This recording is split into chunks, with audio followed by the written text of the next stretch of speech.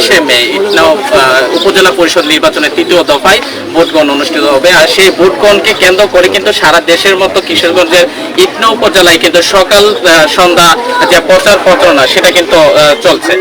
সেই সাথে আমরা দেখেছি যে প্রার্থীরা এই শুধু প্রচারপত্র নির্বাচনটা গনিয়ে আসার কারণ থেকেই না, তারা কিন্তু আরো অনেক আগ থেকেই কিন্তু এই নির্বাচন প্রচার যাচ্ছে।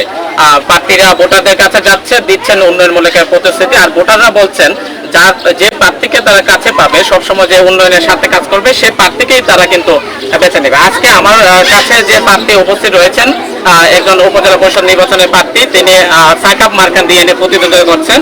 আমি যদি আরেকটু জানিয়ে রাখতে চাই, তিনি কিন্তু দুইবারে জনগণের ভোটে নির্বাচিত চেয়ারম্যান এবং ইটনা উপজেলা আওয়ামী লীগের সভাপতি। আমি যদি একটু জানতে চাই আপনার প্রচারণা কেমন চলছে এবং আগামী ভবিষ্যৎ পরিকল্পনা একটু জানাবেন।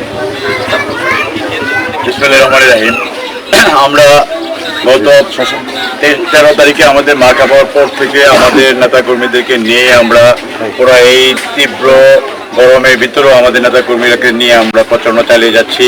প্রত্যেকটি মহল্লা, প্রত্যেকটি ওয়ার্ড, প্রত্যেকটি গ্রাম, প্রত্যেকটি ইউনিয়ন আমরা এভাবে ঘুরছি। আমরা আজকে আমাদের সদরের আমরা টহল দিচ্ছি। আমরা মনে করি যে নির্বাচনটি আমরা গত আরো দুটি নির্বাচনে আমি বিজয়ী হয়েছি আমাদের নেতাকর্মীদেরকে নিয়ে। এই এলাকার জনগণের পাশে আমি দীর্ঘদিন যাবৎ ছিলাম, প্রায় 27 বছর যাবৎ আমি এই এলাকাতেই থাকি।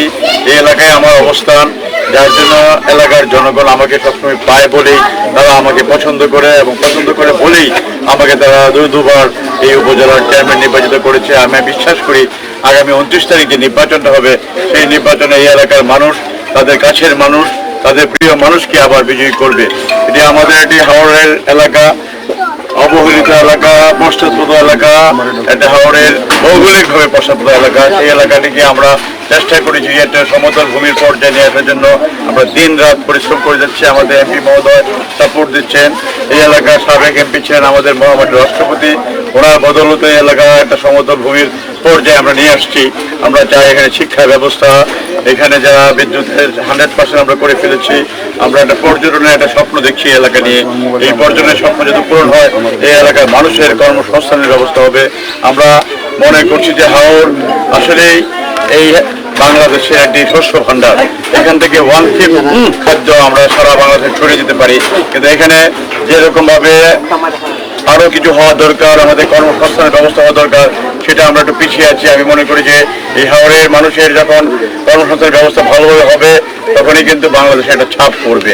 আমরা আশা করি যে আগামী 29 তারিখ আমার কাপ পিরিশ মার্কা প্রতীক, সেই প্রতীক নিয়ে আমি নির্বাচনটা করছি। আমার নেতাকর্মীরা সারাক্ষণে আমার সাথে আছে এবং দীর্ঘ সময় যাবতেই তারা আমার পাশে ছিল। আর সেই তাদের শক্তিই আমার বড় শক্তি। আমার যারা মুরব্বিয়ান আছেন, আমার যারা গুরুজন আছেন, আমার যারা যুবক ভাইরা আছেন, তারা আমার পাশে সব সময় ছিল। এবং সবচেয়ে বড় জিনিস, এখানে যে মহিলারা, আমাদের মা বোনেরা, তারা আমাকে আরো বেশি পছন্দ করেন।